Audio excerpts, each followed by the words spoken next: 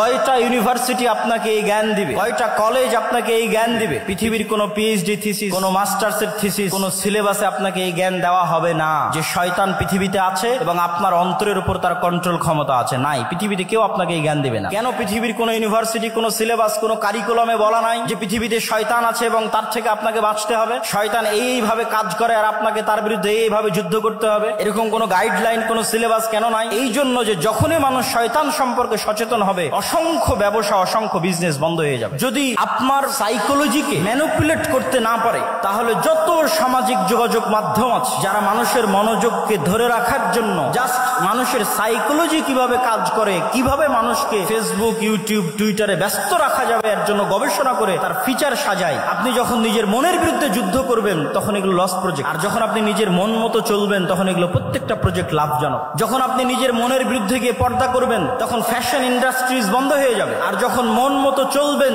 তখন fashion industries এর business চলবে। এরকম প্রত্যেকটা ধাপ আছে যা শয়তান ম্যানুফ্যাকচার করে রেখেছে পৃথিবীর মানুষকে ভুলিয়ে রাখার জন্য। কি ভুলিয়ে রাখবে? সালাতের কথা? জি না। শয়তান আপনাকে কি ভুলিয়ে রাখবে? সিয়ামের কথা? জি না। শয়তান আপনাকে ভুলিয়ে রাখবে মৃত্যুর কথা। আলহাকুমুত তাকাসুর হাত্তা যুরতুমুল মাকাবির।